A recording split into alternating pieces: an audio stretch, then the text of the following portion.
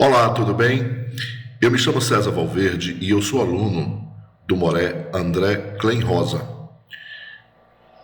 Moré Klein Rosa me prestou um serviço fantástico como meu professor e meu orientador.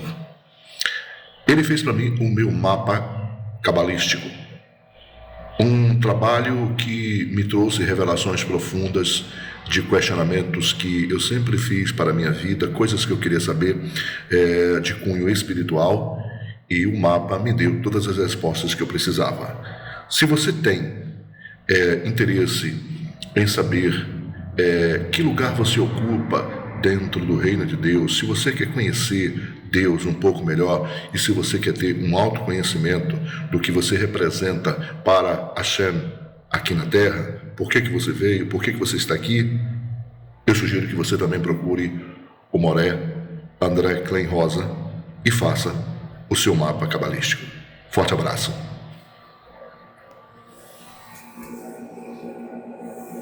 Íntegra, ou seja, todas as aulas, né, que você faz aqui, às vezes não guarda-se tudo, lá você recebe tudo, aí pode rever. Não é só ontem entraram mais de 9 horas de aula. Dessas 9 horas de aula, qual foram para o canal? Nenhuma. As aulas que vão para o canal são os fragmentos da semana passada. Então, né? E às vezes a pessoa vê uma aula aqui e não consegue guardar tudo. Mas enfim, então vamos voltar aqui para o Shema de Israel, para a gente não, né? Veja, ó. He-Man, né? O que é He-Man? He-Man, eu não vou desenhar no slide, porque a gente já fez isso, e porque senão a gente não vai conseguir chegar no outro assunto. Ó, Shema, He-Man. O que é He-Man? He-Man representa 340, que é dois nomes sagrados. 26, que é Adonai, que está lá em Tiferet, não é? E também 314, que é o nome Shaddai, que está em Yesod, Sol e Lua. Logo aqui nós temos uma letra que tem um numeral 70, tá vendo? 70, que é o número de nações que existem nesse mundo. Por isso que ele diz que a Torá foi traduzida em 70 línguas. Então veja, um nome, Shem é nome, ou com ele houve 70 nações, né? Depois surge a palavra Israel. Ishael, tá vendo? Ishael. O que é Ishael? Todo aquele que é ligado ao Eterno, todo aquele que é ligado a Deus. Ou também pode ser Rosh Li, né? Se a gente reorganiza aqui, ó, pode ter a palavra Rosh, né? Rei, Aleph, Shin, ou direto a cabeça. Direto. O que é cabeça? Keter, né? Adonai é nosso Elohim, é Eloheinu, Adonai Errad. Está falando então aqui, ó, para todo aquele que é Israel. O que é Israel? Israel é uma das nações que tem no mundo todo, que o mundo só tem duas nações, só tem, segundo a Kabbalah, só tem os egípcios e só tem os Israel. Israel é doação e os egípcios são recepção. Independentemente do local, no globo que a pessoa nasceu, da nacionalidade, da cor, da cultura, do status social e etc., ela pode ser israelita, ou seja, doação, ou ela pode ser recepção. Se ela é doação, ela está copiando a Hashem, ou seja, ela vai chegar na doação conforme ela vai estudando a Torá, ou o Zohar Kadosh. E aqueles que se implementam na recepção são aqueles que estão dentro das religiões, vão servir a Deus, fazendo as coisas para receber alguma coisa em troca. Então veja, Temar Israel, ouve Israel, é para todo aquele que nasceu sobre Iabá, sobre, né, os aspectos da lua e do sol, tiveram uma sal, tiveram uma tribo, e tudo isso é o que é chamar Israel. Aqueles que são doadores. Muito bem. Por isso que a Cabala, né, vamos ler aqui agora o nosso livro, vamos ver aqui, a gente vai ler Orné Erave, né, de Moshe Cordoveiro. Então veja, Diz aqui sobre Safed, né? Mais importante ainda, amplas seções do público judeu começaram a assimilar os etos cabalísticos. O que são etos? São ali as bases dos livros cabalísticos, as reuniões que se fariam para escrever esses livros, algo assim nesses sentidos, em suas próprias vidas. Em nenhum lugar esse processo foi mais aparente do que de Safed na Galileia, após a conquista otomana da terra de Israel em 1517. Safed atraiu um grande número de imigrantes judeus, principalmente de exilados espanhóis e portugueses e seus filhos. Veja, aqui tem, exilados espanhóis, a gente sabe que houveram perseguições contra os judeus espanhóis e portugueses, e também seus filhos.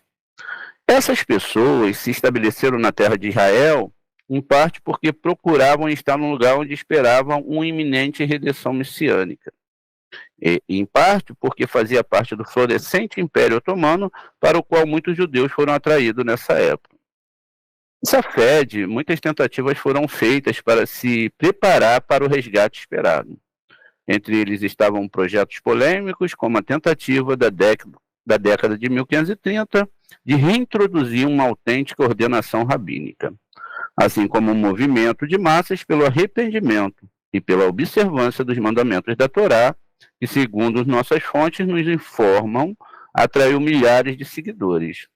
A Cabala era parte integral do ethos de Safed, e a cidade se tornou um centro de estudo e disseminação da Cabalá, sem paralelos na história.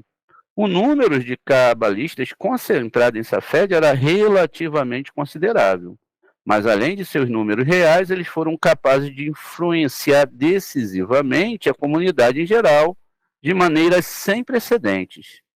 Várias inovações litúrgicas, como o serviço preliminar, nas vésperas do Shabat, que é o Kabbalat Shabbat, o serviço penitencial da meia-noite, o Tikkun Hazot, emanam desses círculos e foram aceitos pelos judeus em todo o mundo. Veja, tudo isso foi feito, né, por cabalistas. A influência dos cabalistas em seus ensinamentos na vida do judeu comum não aconteceu acidentalmente. Os cabalistas tomaram a decisão de envolver a comunidade como um todo em sua disciplina. Boa parte da motivação para fazê-lo provinha, sem dúvida, da suposição de que eles viviam na época imediatamente anterior à redenção messiânica. Deus era o Hayam Nehá, né? Mehemená, né? Havia dito. Israel virá para provar a árvore da vida, que é este livro do Zohar. Com ela sairão do exílio da misericórdia divina.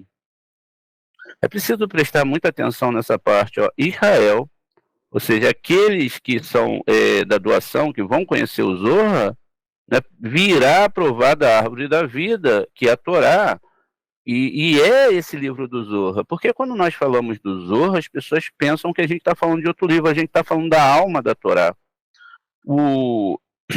Na verdade, o Shimon Bar Yochai, ele não criou a Kabbalah, eles não criaram, eles extraíram a alma da Torá, algo que já existia há muito tempo.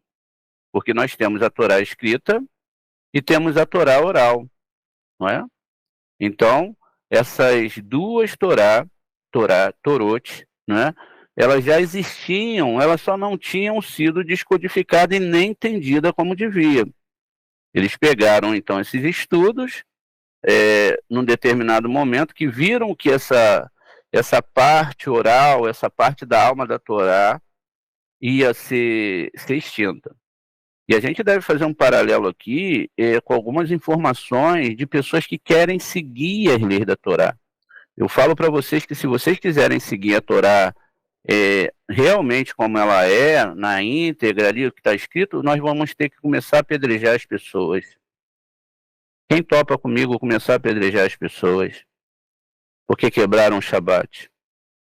Ou matar pessoas queimadas porque não fizeram, eram filho de um Cohen e podem ter tido um problema ali de relacionamentos, como aconteceu com muitos dentro do judaísmo, fora do judaísmo, e aí teríamos que queimar essas meninas. Teríamos que ser pessoas que atacarão os homossexuais porque eles têm isso dentro deles e não fomos nós que colocamos. Teríamos que fazer tantas coisas e aí a coisa não cola. Foi o que fizeram a vida toda. Até com os próprios judeus fizeram isso porque eles queriam defender a Torá. Então perceba, quando eu vejo as pessoas falarem sobre guardar mitzvot, sobre aquilo, eu fico pensando nessas coisas. Se vocês estariam dispostos a apedrejar as pessoas. Mas, Moré, lá em cima a gente viu, eles fizeram um Kabbalat Shabbat, os sábios ficaram numa enrascada tão grande com a perseguição, eles tiveram que codificar as coisas da Torá dentro dos ritos. Então, quando vai se falar de halal, eles estão escondendo um segredo ali. Quando vai se falar do vinho, é um segredo que está sendo escondido ali. E não é uma festinha qualquer, não é para gente, sabe? Ali a coisa é ampla. E aí a gente vai ver, se a gente parar para pensar, que não se deve fazer cabala prática. E, de certa forma, isso é cabala prática. Isso vai estar no livro Cabala e Meditação. Isso é cabala prática. Tem que estar no tempo correto e sem ter as pessoas corretas para fazer isso. Por isso que é natural a gente ver as pessoas fazendo cabalates e fazendo selfie, pessoas que não são judias, igrejas lotadas de bandeiras, coisas de Israel. E o judeu em si, e eu também concordo, eles detestam essas pessoas. Por que eles detestam? Porque eles estão mexendo com a cultura de um povo. Assim como eu não devo mexer com a cultura do povo indígena, ou, sei lá, qualquer do japonês, do chinês, né? Ou eu não vou também mexer com outras culturas, até as roupas podem ficar engraçadas aqui no nosso meio, porque nossa cultura é diferente.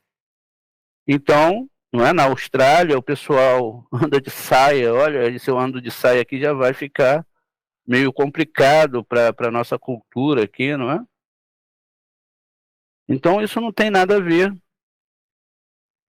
com guardar coisas assim como as pessoas imaginam. E elas querem começar a fazer um padrão. Imaginem quando elas tiverem que matar alguém apedrejado, porque é lei, está lá. Então se você vai seguir a Torá, você não pode seguir só alguns mandamentos. Você tem que seguir todos, imagine isso. E hoje, pasmem, a gente acabou de ler num terrelinho aí que a gente deve desejar a vida e não a morte. A gente está vendo pessoas, através da religião, batendo palmas para a guerra, batendo palmas para a morte de crianças. Tudo bem que existe um ticum. Eu não estou falando dessa coisa, eu estou falando daquilo que eu gosto, daquilo que eu amo e daquilo que eu não amo. Eu tenho certeza absoluta que todos vocês não amam essas coisas. Vamos continuar aqui então. Uma implicação clara dessa suposição, não é, era que agora, como nunca antes, havia obrigação de tomar públicos, né, tornar públicos os segredos da Cabalá. Veja, era agora de tornar públicos os segredos da Cabalá, que até então permaneceram ocultos. O mais proeminente dos cabalistas de Safed, e se sentia assim, era Moshe Cordoveiro, ou Nerave. O Nerave é um dos principais meios pelos quais expressou o seu imperativo. Aqui, na verdade, trocou-se o U, né? Or Nerave, é um dos principais meios pelos quais se expressou esse imperativo de querer trazer isso. E esse livro vai trazer toda essa explicação. Quem foi Moshe Cordoveiro? Cordoveiro nasceu no ano de 1522 e se estabeleceu ali em Safed, quando jovem seu professor de assuntos rabínicos ou de Torá não era outro senão José Yosef Caro, Rabi Yosef Caro, que é autor da sistematização padrão da Alahá, o Shulchan, ou seja, a mesa posta. Com a idade de 20 anos, Cordoveiro começou seus estudos cabalísticos com Solomon Halevi Alkabetz, cuja irmã ele posteriormente se casou. Ele estudou, ensinou e escreveu em Safed até a morte em 1570, aos 48 anos. Morreu só 10 anos mais velho do que o Addison. Há um sentido em que Cordoveiro estava seguindo o mesmo caminho na cabala que seu mestre, Caro, havia seguido em Alahá. Ambos foram sistematizadores. Cordoveiro procurou fazer nada menos do que sintetizar uma teologia cabalística sistemática, a partir dos ensinamentos exegéticos do Zohar.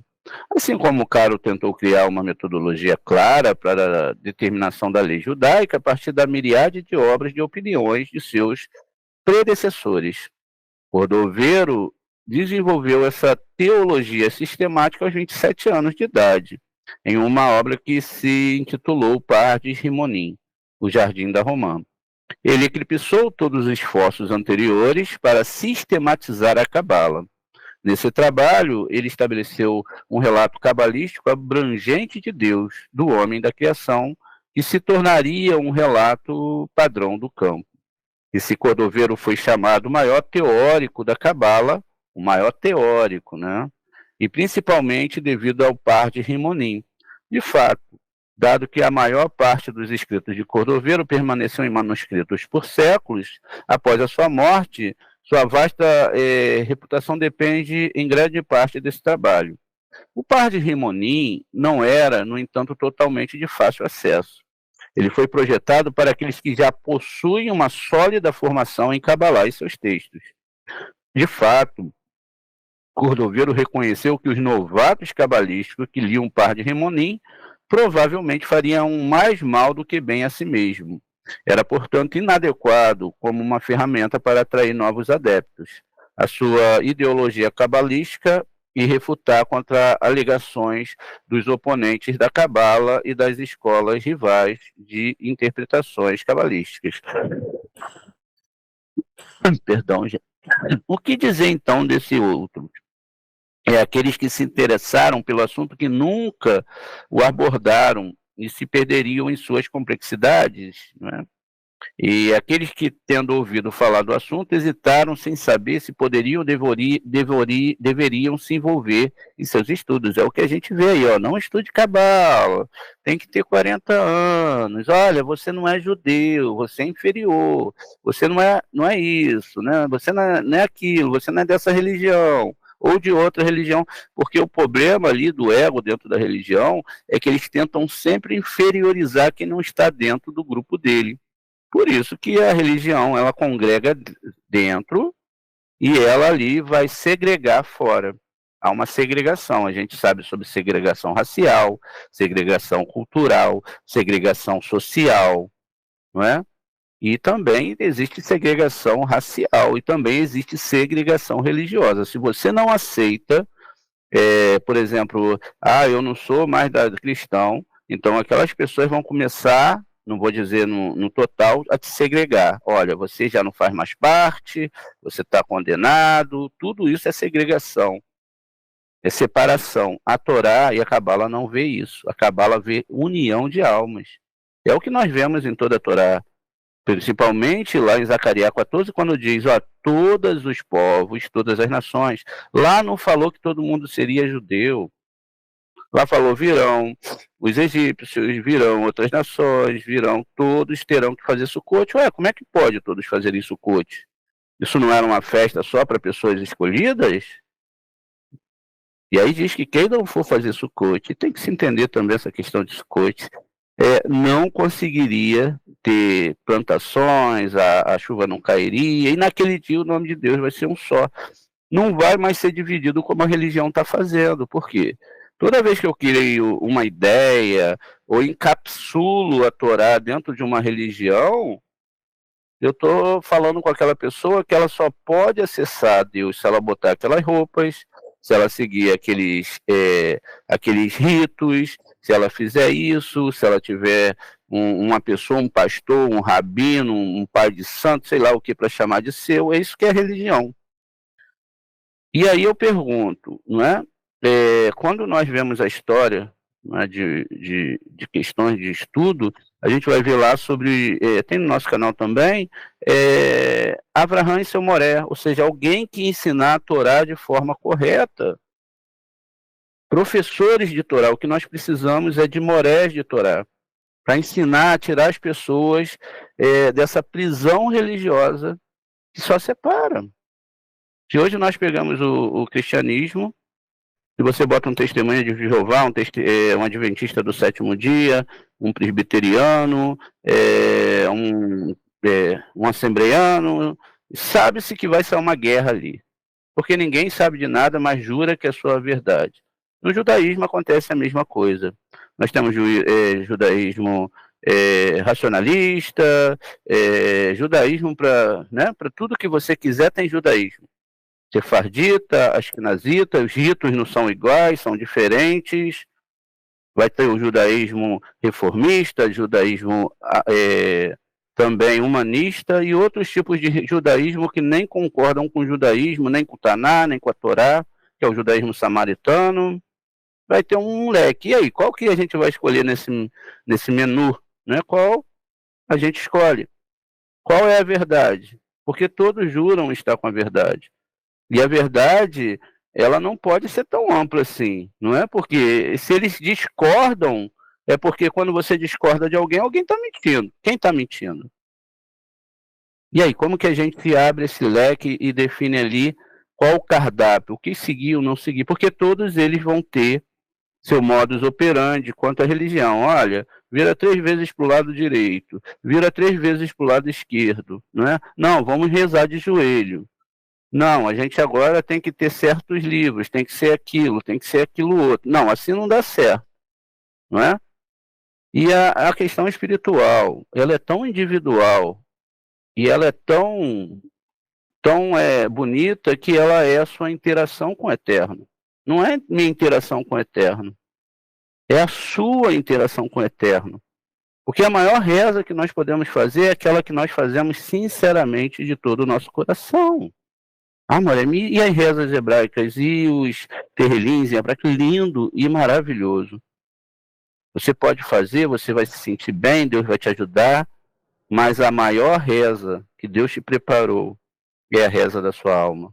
Nunca vai existir uma sonoridade, entre aspas, né? Aqui é só uma metáfora, nunca vai existir uma essência e nem um equilíbrio que possa falar unicamente com a via que a sua alma tem com o Eterno.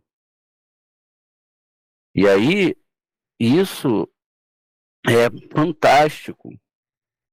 Por isso que nós devemos, então, saber que cada um tem um caminho individual.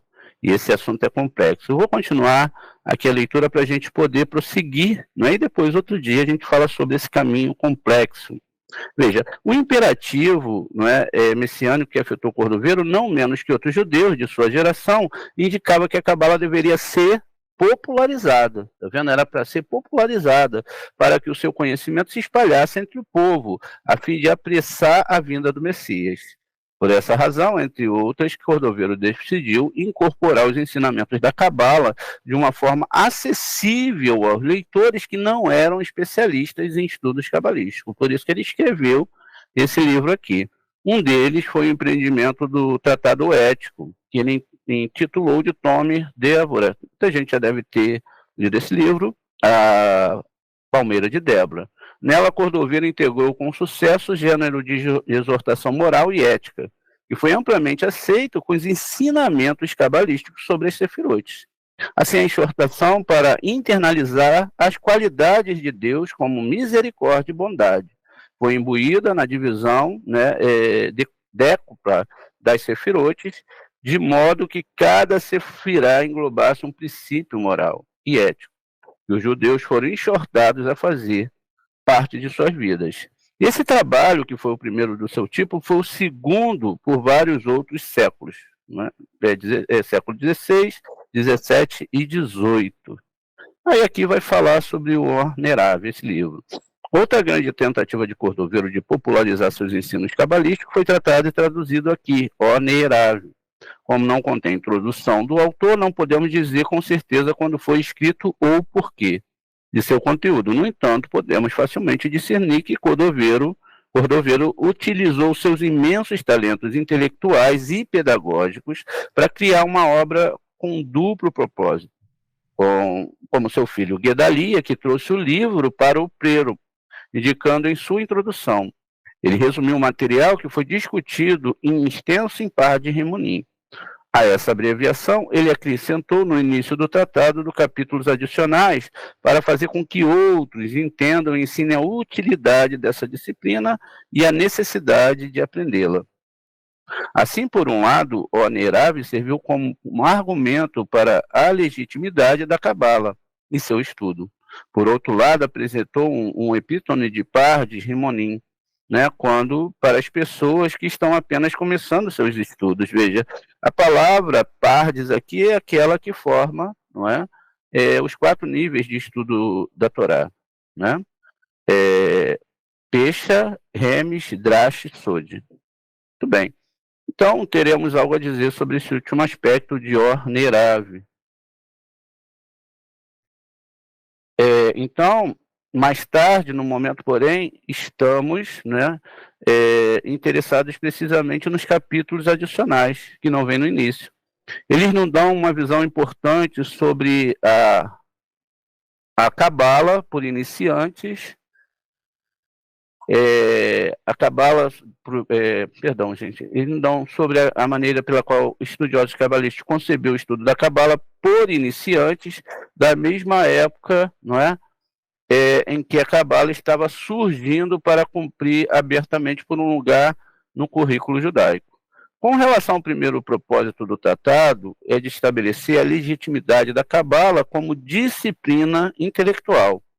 Pode-se dizer que Cordovero basicamente continuou o gênero de defesas da verdadeira Cabala contra os seus... Veja, já existiam detratores da Cabala e oponentes dentro e fora do campo cabalista. Veja, tanto dentro como fora existiam oponentes. Seu tratamento de suas fontes, inconfundivelmente, cordoveriano, em sua minuciosidade e meticulosidade, mas ainda assim não é terrivelmente original. De fato, pode-se até dizer que alguns dos grupos contra os quais Cordovero argumentou, como aqueles que negavam inteiramente que a Torá pudesse ser interpretada esotericamente, não constituía uma escola formal. Veja, eles não eram de uma escola formal de pensamento em sua época, e foram incluídos apenas para preencher o aspecto de possibilidades lógicas de oposição ao seu empreendimento. O que há de novo em Or Neravi? É a visão detalhada de Cordovero da educação cabalística. Veja, é uma educação cabalística ideal. Para Cordovero, o aluno ideal deveria ter completado 20 anos, né, para ele, de idade antes de iniciar os estudos. Veja, não são 40 anos. Né?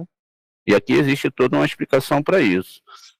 Ao afirmar isso, ele se colocou em oposição consciente à visão de que os estudos cabalísticos deveriam ser limitados àqueles que atingiram a idade do entendimento. 40 anos, como é dito aí. Embora Cordovero não mencione esse texto, não é? Neste contexto, ele afirma na introdução de Pardes Rimonim, em sua própria educação na Cabala, começou aos 20 anos de idade. Assim, em autorreferência, pôde afirmar enfaticamente muitos, né, agiram de acordo com a nossa opinião e conseguiram. É provável que a própria experiência de Cordovero com estudos da Kabbalah o tenha inspirado a exigir do aluno em potencial que ele primeiro tire de si mesmo a casca do orgulho grosseiro que o impede de alcançar a verdade. O que impede? O orgulho, tá vendo? Senão ele não vai alcançar a verdade. Ele deve então direcionar seu coração para o céu para orar, para que não fale, não é? Então, na introdução de Pardes Rimonim, Cordovero afirmou ter passado por uma experiência de conversão, semelhante aos 20 anos de idade, na qual renunciou às vaidades mundanas e voltou-se para Kabbalah. Como ele disse de si mesmo, aos 20 anos de idade, meu Criador me despertou, como alguém que desperta do sono. E eu disse à minha alma, até quando você fará com que a filha mal comportada desapareça?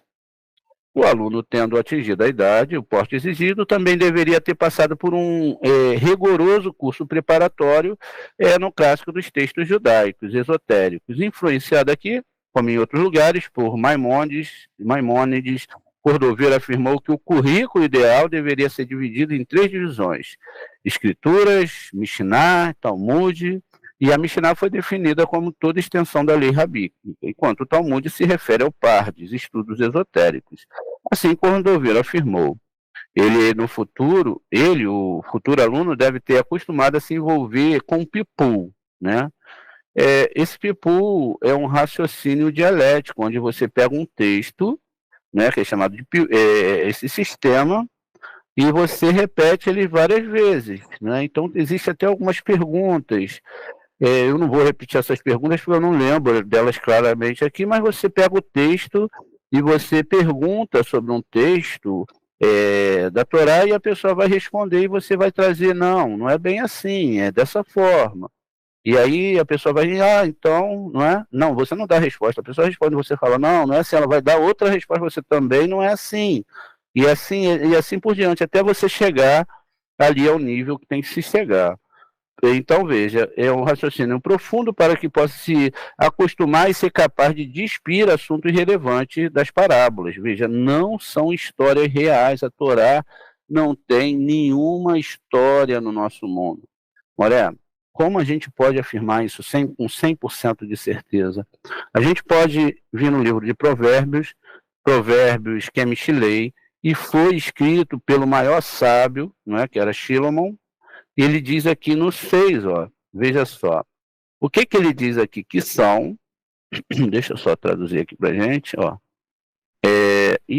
deixa eu botar pra gente ler aqui, Lehavim, então, Machal, Umetzá, Davri, Rohamim, Verridotam. Então, veja, vamos traduzir aqui, Então, para entender provérbios, parábolas e provérbios, praticamente a mesma coisa, né? Parábolas são mais extensas e provérbios são mais curtos. E epigramas, não é? Ou seja, as letras hebraicas e não as letras que foram traduzidas aqui, que são o grego, as palavras do quê? Do sábio, que são, na verdade, a palavra, a sabedoria dos sábios são rorimau, né? Então, os sábios são rahamins. E aqui, olha, os seus segredos. Tá vendo? Quer dizer, sem esses enigmas, por que enigmas?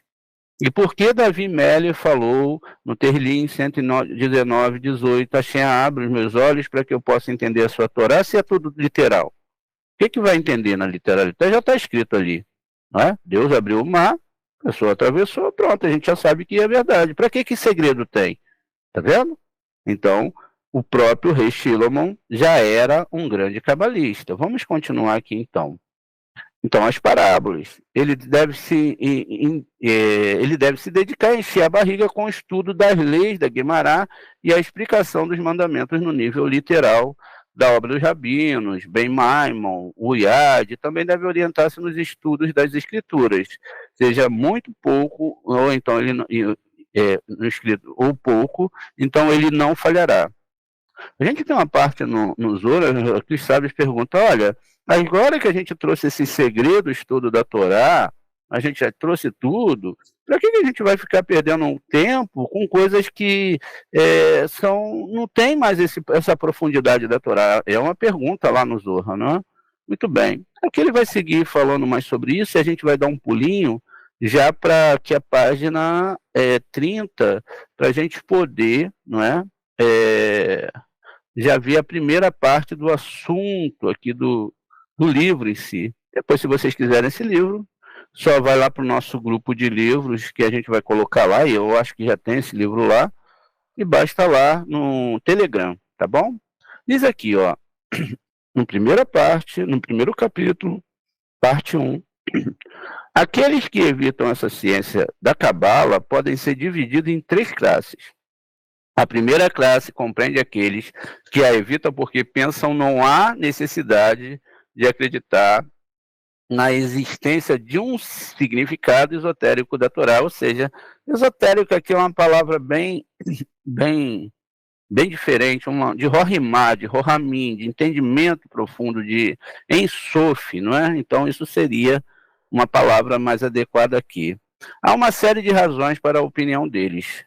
Alguns acreditam que as palavras da Torá devem ser entendidas literalmente, portanto, eles não desejam compreender né, esse ensof, essa sabedoria, o Rohimá, quem de fato pode forçá-los a acreditar das 10 sefirot e nos outros aspectos dessa ciência?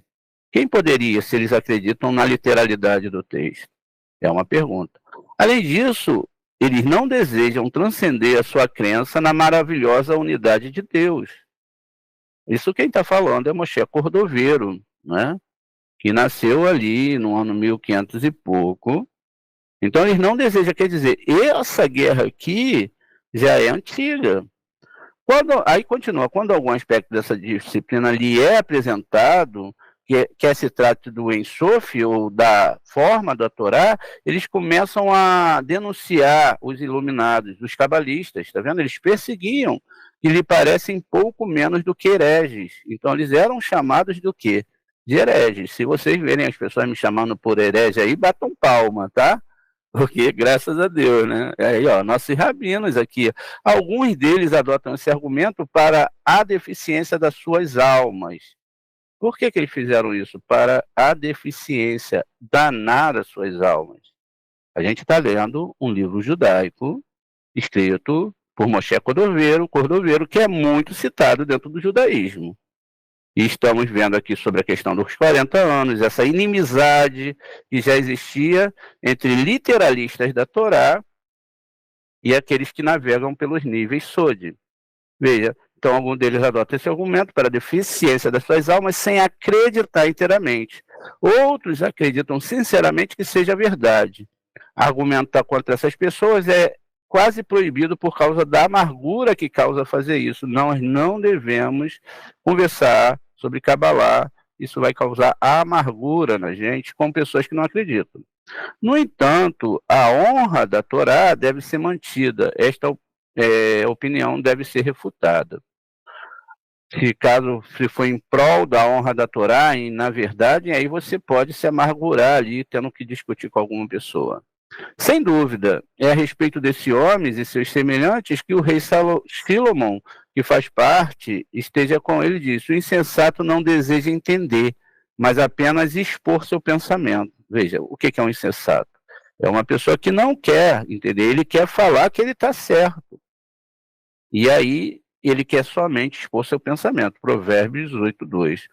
É evidente que aquele que segue seus desejos e rejeita a iluminação dos mistérios da Torá pode ser chamado de tolo, pois continua sua tolice e sua embriaguez com este mundo inferior. Veja, aquele que não quer essa iluminação do Zohar, preste atenção, pode ser qualquer um, rabino, pastor, eles são chamados aqui de tolo.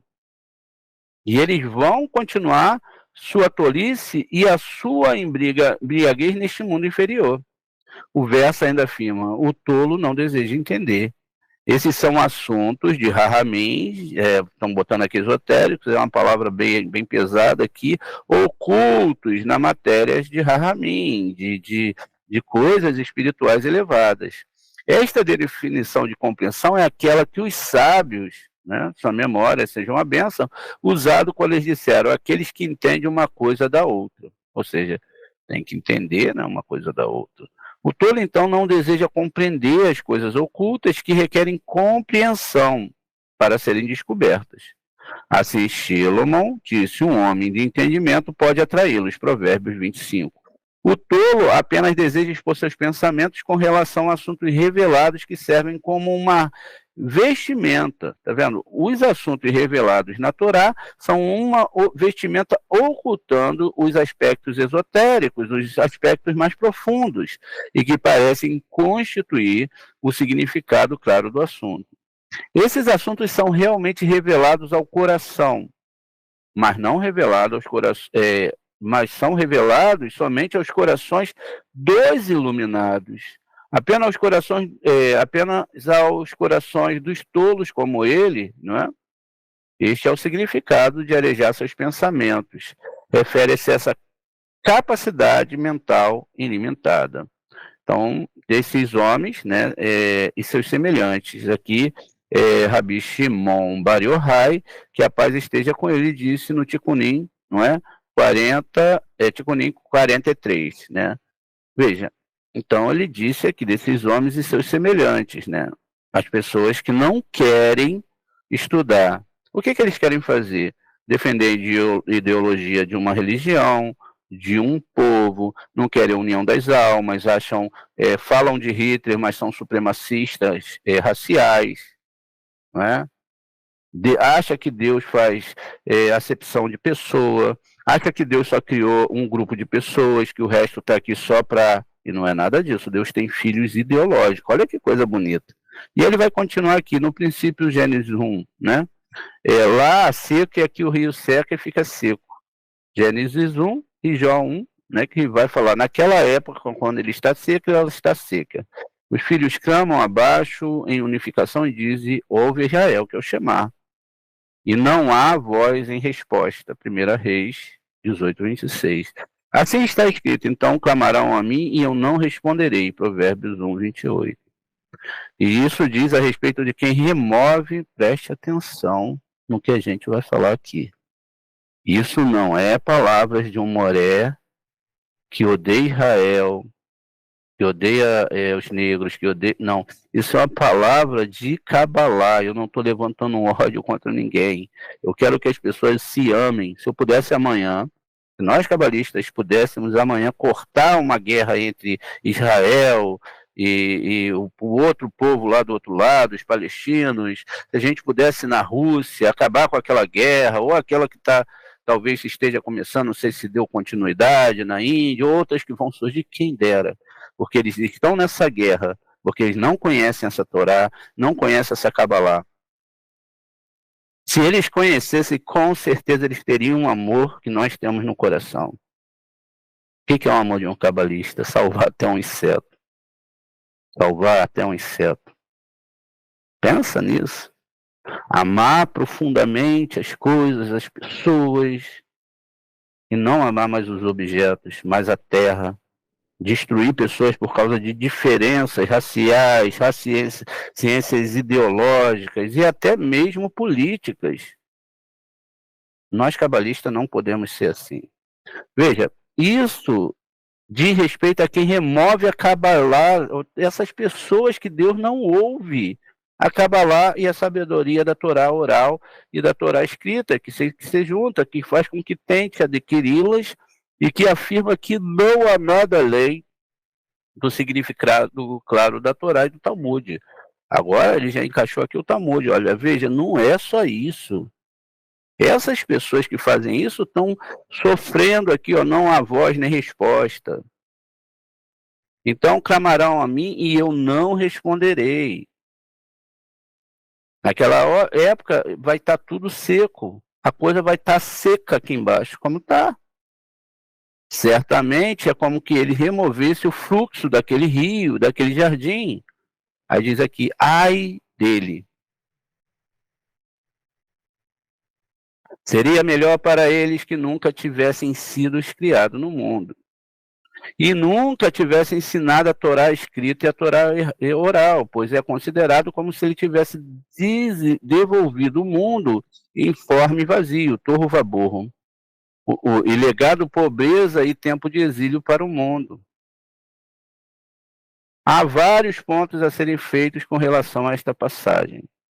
A passagem começa como ele está seco, continua como ela está seca. Filhos clamam, porque isso pertence aqui, o que significa? Certamente é verdade. E quando uma bênção não sobe no alto, não há fluxo de emanação para influenciar o mundo inferior.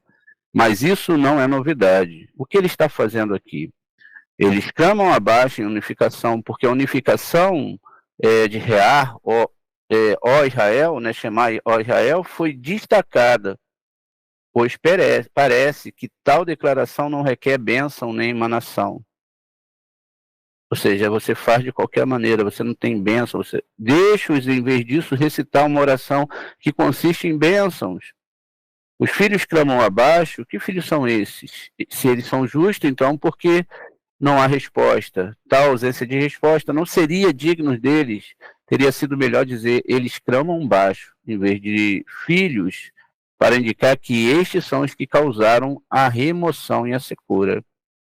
Isto diz respeito a quem remove a implicação que é seu castigo nada mais do que então eles me chamarão, e eu não responderei.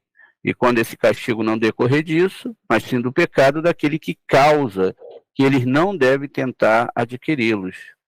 Quem remove a cabala, a cabala e a sabedoria, isso é redundante.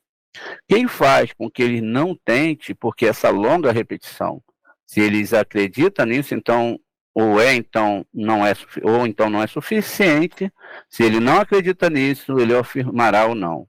Qual é a diferença? Esse assunto certamente clama por investigação. E como se ele tivesse removido, porque o texto é lido dessa maneira, já que a intenção do homem é louvável e de acordo com o que lhe parece ter o significado claro do texto. Mesmo que ele não deva ser elogiado, como ele é responsável pela remoção do fluxo, aqui é uma pergunta. A passagem enumera 4 coisas que este homem causa. Eles são informes, vazios, pobreza e duração do exílio, que é o exílio das nossas almas nesse mundo, como eles estão conectados e como eles emanam dele. A passagem não parece apresentar um incidente real, em caso afirmativo. Qual é a finalidade? Além disso, enquanto estamos no assunto, podemos fazer essa pergunta a cada passagem nas palavras de nossos sábios, onde eles afirmam: e é como se o mundo tivesse retornado à ausência da forma e vazio. Qual é o propósito desta frase? Né? Certamente, a intenção da passagem é que as letras da palavra, no início, Brissit, sejam rearranjadas para formar a palavra, aqui, rio seco, is.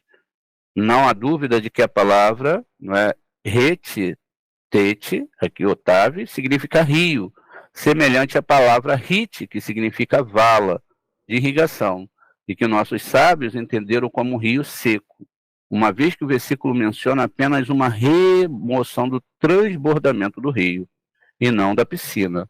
A passagem afirma aqui que o rio seca e fica seco. O versículo indica que, visto que não há fluxo do rio, também não há ar no mar. Assim está escrito, né? Porque o rio corre para o mar. Assim está escrito: as águas do mar se esgotam, o rio seca e se resseca. A razão pela qual o fluxo da emanação deixou Malhut, e porque aquele rio seca e fica seco, a secura do rio causa secagem do mar.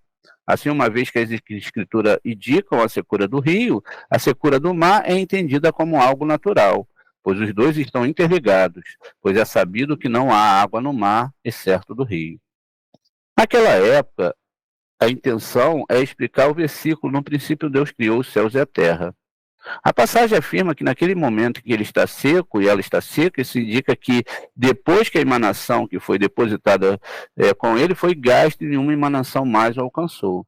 O rio também estará seco e ressecado, e assim estará seco e ela está seca. Sabe-se que o rio significa o mistério da continuidade do Vave, que está em Zerampim. Também é sabido que desta maneira a emanação é removida da Sefirá Tiferet, que é identificada como com o Vave. Embora não seja completamente removida, a Tiferet não experimenta uma secura absoluta, mas sim uma em que ainda resta alguma umidade. Embora não haja água na Sefirá Yesod, que está abaixo de Tiferet, pode-se haver secura absoluta. É por isso que a passagem afirma que o rio seca da perspectiva de Tiferet e fica seco da perspectiva de Yesod. Possivelmente, no verso princípio Deus criou, refere-se à secura de todos os 3 sefirotes com a palavra Elohim, significando Malhut. O Rabino Shimeon Bar Yochai, que a paz esteja com ele, frequentemente afirmava isso. Agora, a secura de Tiferet, Yesod e Malhut é mencionada no verso como rio seco, referindo-se a Yesod. Alternativamente, é possível que a palavra Breshit possa ser rearranjada como teribes, forma seca. No verso, José era bem formado, não é? E bonito. Gênesis 39:6. Criado no versículo assim, se refere a Tiferet, criou no alto, né? E como Rabi Shimeon Bar Yochai explicou, muitas vezes Elohim significa Malhut. Portanto, o céu e a terra, experimentando esta secura, clamam junto à unificação do Shema e não a voz em resposta. como explicamos, com a ajuda de Deus, assim voltando ao verso. E a terra que se refere ao rio e ao mar será seca, né? E ressequido era informe e vazio, conforme explicamos. Alternativamente, Deus Elohim criou, significa os justos, pois eles são os filhos de Deus, que criou, filhos da Shekhinah. Estas almas sagradas clamam abaixo do céu e da terra e referem-se à unificação do chamado Israel. E não há ninguém ouvindo? Deus me livre. Dessa forma é fácil compreender a frase filhos clamam lá de baixo. Se você dissesse que tudo isso não é problema, visto que um pecador pode destruir muito bem, ainda assim a passagem declarou cuidadosamente, ouça Israel, referindo-se a Tiferet e também a Malhut. O céu e a terra indicam uma unificação real. Assim a passagem significaria que o mesmo que eles viessem realizar uma unificação, uma ação que aparentemente retifica a separação sefirótica. Essa retificação é, no entanto, impossível de realizar, particularmente por meio da oração. É por isso que o céu e a terra foram mencionados, especificamente, pois significa unificação. Apesar disso, não há voz referindo-se ao santo bendito seja ele, e nenhuma resposta referindo-se à sua Shekhinah. É por isso que as escrituras declaram: a terra era sem forma e vazia, e a terra, o santo bendito seja ele, e sua Shekhinah, era sem forma e vazia. Ou, em outras palavras, seca, ressequida, visto que pode parecer exagero dizer que eles não teriam sucesso se viessem a efetuar uma reparação e unificação. Ele provou o assunto do versículo, então eles me invocarão e eu não responderei. Isso indica que eles realmente recitaram: ouça, ó Israel, chamando-os de Tiferet e Malhut para unificar. E o resultado foi que não responderei. Deus me livre, ou nos livre. O versículo não é ostensivamente escrito a respeito disso. Além disso, é possível dizer que a interpretação do versículo apresenta uma dificuldade, pois Deus não responderia após a retificação da separação. Portanto, o versículo deve ser interpretado para significar que o pecado dele afeta as esferas superiores e, portanto, eles não têm meio de retificá-lo. Por isso que a passagem afirma: isso diz respeito a quem remove a Cabalá e a sabedoria. Vou repetir mais uma vez para vocês. Isso se refere a quem remove a Cabalá e Rohimá, que é sabedoria, que se relaciona com o versículo. Então eles me invocarão e eu não responderei. O versículo anterior afirma: a sabedoria clama, Rohimá clama nas ruas, Provérbios 1:20. Esse versículo se refere aos segredos recônditos de nossa Sagrada Torá. Veja, os segredos recônditos da Torá. O que quer dizer aqui, ó? Tá vendo? Eles clamam, né, a sabedoria, Rohimá clama e afirma: por quanto tempo vocês, simples, amarão a simplicidade? Provérbios 1:22. Em outra palavra, vocês que seguem o significado simples, a Torá literal, se enganam com seu amor pela simplicidade. A parte da Torá na qual você acredita que não contém nada além de um significado simples. E os escarnecedores estejam ansiosos para zombar. Isso tem referência ao rei Manassé, filho de Ezequias, que iria expor difícil Agadote e dizer: Moshe teve apenas que escrever a irmã de Lotã, que era Timná. Isso é Bereshit 36:22. E quem fez o que essas pessoas perseguissem o significado simples das escrituras e ignorassem as porções esotéricas? São vocês, estúpidos, olha que palavra pesada, que odeiam conhecimento. Provérbios 1:23, significando o conhecimento de coisas ocultas. O que está escrito no verso depois disso? Você é indiferente à minha repreensão. Agora vou falar o que penso para você. Isso significa que a alma que está envolvida no significado simples é agora dirigida. Agora eu vou falar o que penso e deixar você saber meus pensamentos sobre o segredo que possuo. E você rejeitou o meu conselho. Isso é Provérbios 1:25. Não quiseram um conselho. Então eles me invocarão, mas eu não responderei. Provérbios 1:28. É por isso que a passagem afirma: isso diz respeito a quem remove a cabala da sabedoria. Cabala significa Torá, né? Significa Torá escrita, que simboliza Tiferet, E sabedoria refere-se à Torá oral, que é Malhut. Este é o mistério do Vav Re, no qual, né, a letra Vav Re, no qual o Yud Re está oculto, como está escrito: as coisas escondidas são para o Senhor, nosso Deus. Ali o segredo de Deus é revelado, e nós e nossos filhos para sempre. Devarim 29 e 28. Né? Os segredos de Deus são revelados. Assim, aquele que nega os mistérios da Torá e seus conhecimentos, né, mais altos, ou seja, dos níveis espirituais, causa a remoção da sabedoria. Yud e da Kabbalah Re. Ou seja, os dois são tirados, né, de Tiferet. E eles tiram o Yud, e o Re de Tiferet, e Malhut, e Vav Re, referindo-se à Torá escrita, e oral, visto que é difícil para alguém entender como o pobre homem que só pode acreditar no que os seus olhos veem poderiam pecar tão gravemente, a ponto de ser punido com a remoção do Yud Re, do Vav Re, do nome divino. A passagem afirma que estamos lidando apenas com alguém que ensina isso publicamente e age de acordo com os seus ensinamentos. Esta é a razão pela qual a passagem afirma aquele que fez com que eles não tente adquiri-los, que afirma que não há nada além do significado claro da Torá. Muito bem, meus irmãos, o que a gente está revelando aqui para vocês?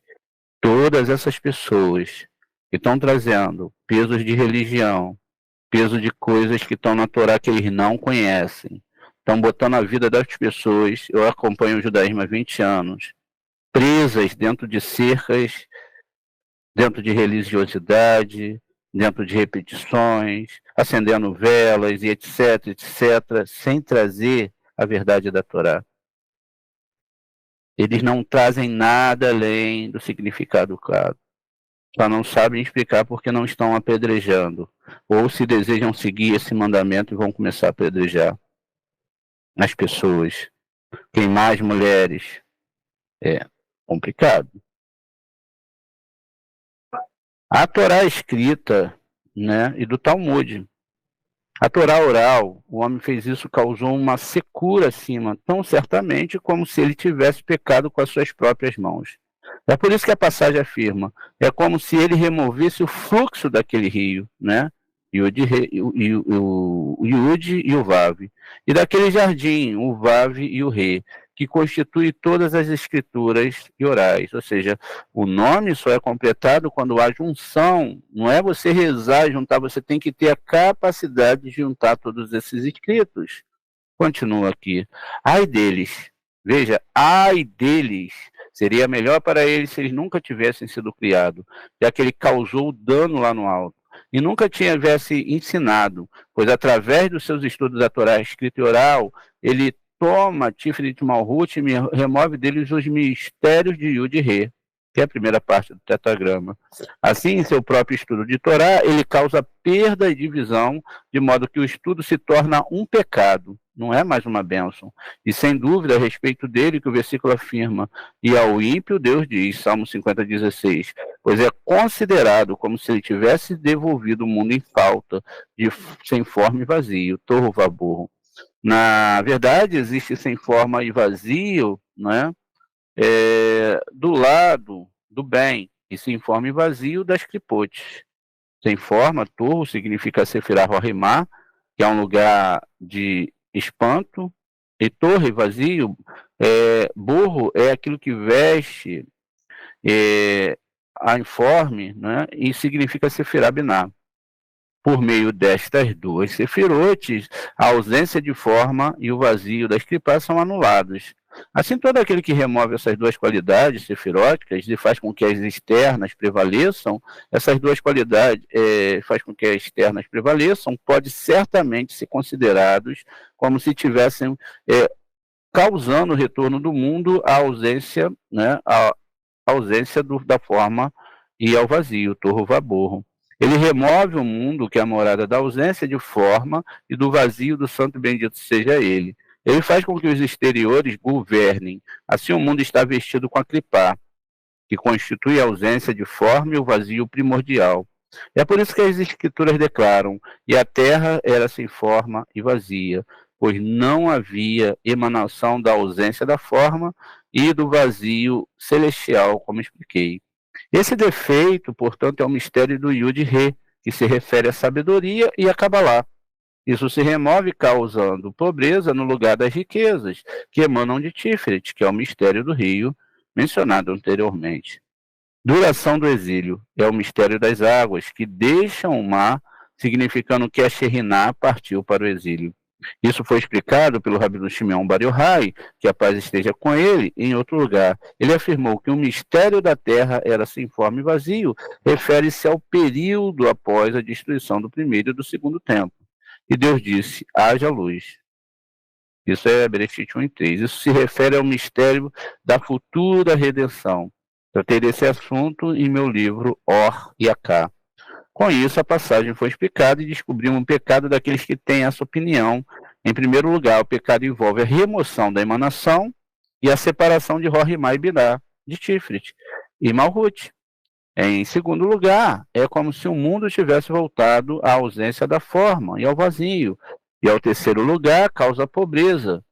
Em quarto lugar, causa a duração do exílio, como expliquei.